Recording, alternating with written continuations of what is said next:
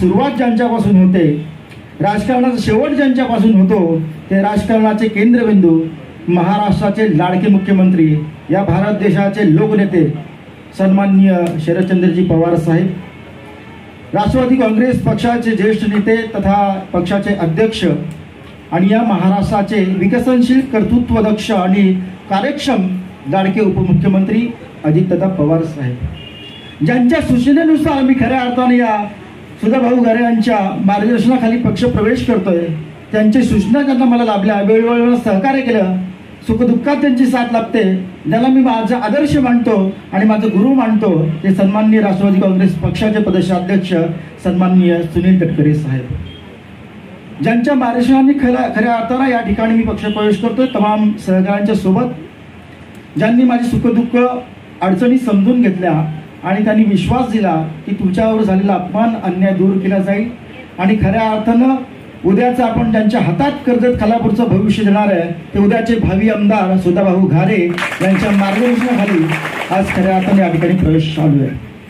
खरं तर राष्ट्रवादी काँग्रेस पक्षामध्ये भाऊ आज प्रवेश करताना व्यासपीठावरती तमाम रती महारथी, ज्यांना राजकारणातील तमाम अनुभव आहे, माझ्यापेक्षा गतिशील नेतृत्व आहे, अशा सर्वच मान्यवरांचं सन्मान्य व्यासपीठाचं मी या ठिकाणी अभिवादन करतो.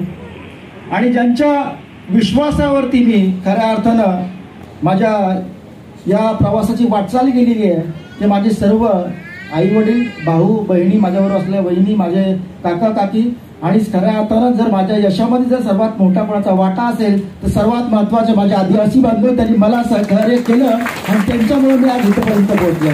जर माझ्या आयुष्यात आदिवासी बांधव आले नसते तर कदाचित मी इथं तुम्हाला दिसलो नसतो. माझ्या यशामागची सर्वात मोठी महत्त्वाची वाटचाल या आदिवासी बांधवांनी मला सुरू करून दिली.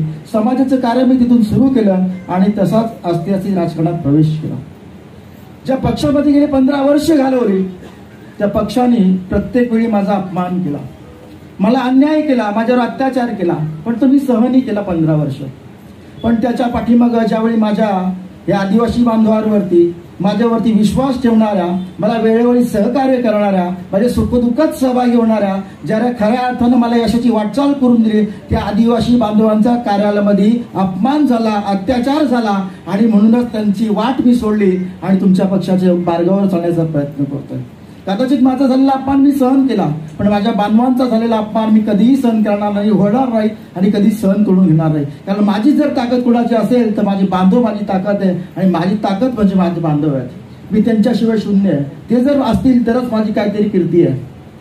ज्या पक्षामध्ये खऱ्या अर्थानं मला या कर्जत खालापूरचे सन्माननीय आमदार महेंद्र शेठ थोरवे यांना सांगायचं आहे की ज्या 2000च्या ग्रामपंचायतीच्या निवडणुकीमध्ये ज्या नारंगीच्या गद्दारांना तुम्ही हाताशी घेतलात, ज्यांच्यावर विश्वास ठेवलात, ज्यांचे विचार ऐकलेत, ज्यांचं ऐकून तुम्ही माझ्या बांधवांवरती आणि माझ्यावर अन्याय केलात, माझा अपमान केलात, तो अपमान मी सहन करणार नाही. याची किंमत तुम्हाला विधानसभेमध्ये चुकवावी लागेल.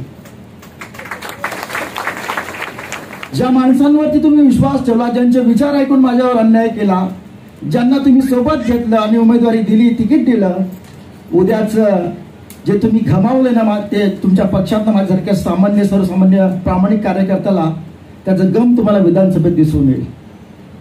खरं तर उद्याची विधानसभेचं जे पराजयाचं कारण असेल ना साहेब, तर तुम्ही ज्या पक्षात घेतलेली माणसं आहेत ना, उद्याचं तुमच्या पक्षाचं आणि तुमच्या पदाचं ज्या पराजयाचं कारण असेल ते सर्वात महत्त्व, तुम्ही ज्या गद्दारांना बरोबर घेतले ना, ते तुमच्या पराभवाचं कारण ठरतील. आणि माझा शब्द आहे, हे तुमचं पराभवाचं कारण नक्की ठरतील. कारण एका सर्वसामान्य प्रामाणिक कार्यकर्त्यावरती गेली 15 वर्ष तो तुमच्या प्रत्येक शब्दासाठी झटला, त्या कार्यकर्त्यावरती मी अन्याय केला, त्याचा अपमान केला, माझ्या माणसांचा तुम्ही घर कार्यालयात सगळ्यांच्या समोर तुम्ही हस्तक्षेप केलात, अपमान केलात, अन्याय केलात, तुम्हाला कधीही सहन होणार नाही. भाऊ, आज माझ्या बरोबर ही माझी माणसं सहकारी आहेत, माझे भाऊ आहेत, त्यांच्या काय माझी बहिणी आहेत, त्यांना बंधू भगिनीसारखं मी मानतो. आज माझ्यावर कधीही आजपर्यंत जेव्हा मी पक्षात आलो, मला एकाही माणसाने विचारलं नाही कुठल्या पक्षात जायचं, कोणाबरोबर जायचं. फक्त मी त्यांना एक शब्द दिला की आपल्याला जायचं. सगळी माणसं निघाली. परवा दिवशी फक्त सांगितलंय, माझी तयारी चालू होती, पण परवा दिवशी माणसानं सांगितलं आपल्याला जायचं आहे. एका शब्दावर, त्या एका शब्दाने विचारला नाही आपल्याला कुठं जायचंय, कोणाबरोबर जायचंय. हा विश्वास त्यांचा माझ्यावर आहे आणि तो विश्वास मी सार्थकी लावणार, 100% लावणार, तुमच्या आशीर्वादाने. आज या राष्ट्रवादी काँग्रेस पक्षामध्ये सुधा भाऊ घरे यांच्या मार्गदर्शनाखाली प्रवेश करताना खूप आनंद होत आहे, कारण जे नेतृत्व एवढ्या वर्ष सांभाळलं त्या नेतृत्वांनी कुठेतरी चुकीचं वोट आमच्यावर ठेवलं आणि आम्हाला त्या पक्षातनं वाईट वागणूक दिली.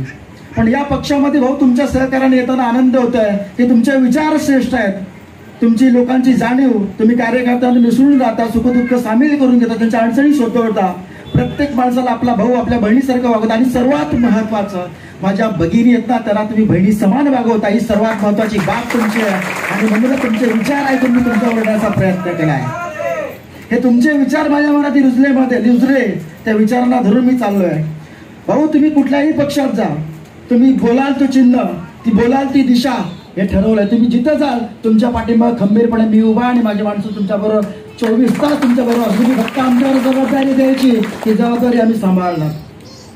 कर्जत खालापूरचं प्रवक्तेपद सांभाळताना आम्हाला एकही संधी दिली नाही बोलण्याची, पण तुमच्या व्यासपीठावर पहिल्यांदा तुम्ही संधी निर्माण करून देत, सर्वात माझं भाग्य आहे. एका प्रवक्त्याला लाजिरवाणी गोष्ट खटकली ती म्हणजे एका प्रवक्त्याला कधीच त्या व्यासपीठावरती संधी गेली नाही बोलण्याची, पण तुम्ही पहिल्याच प्रयत्नात मला संधी दिली, सर्वात महत्वाचा पाठिंबा मला दिलाय.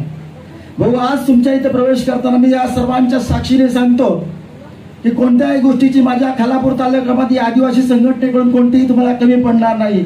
उद्याच्या कर्जत खालापूरचं भविष्य आणि स्वप्न पाहणारे सुधाभाऊ घारे तुम्हाला येणाऱ्या विधानसभेमध्ये भरघोस मतांनी आदिवासी संघटनेकडून मतदान केलं जाईल आणि फक्त तुमच्याच नावाचा शिक्का मोडकत केलं जाईल. अशा व्यक्तात तमाम माझ्या बांधवांचं आभार व्यक्त करतो की माझ्या शब्दाखातर तुम्ही सगळे आलात, तुमचे आभार मानतो आणि पक्षामध्ये तुम्ही मला सांभाळून घेतलात. माझी सर्व निष्ठा तुमच्या पायाशी आहे आणि माझी निष्ठा ठेवून मी नेहमी तुमच्या शब्दाचा मान राखून काम करत राहील. माझे इथेच मी बोलणं थांबवतो. धन्यवाद. जय हिंद, जय महाराष्ट्र आणि जय राष्ट्रवादी. आवाज नाहीये आपला, आवाज मध्ये गुमला पाहिजे. सुधा भाऊ तुम्ही आगे बढो.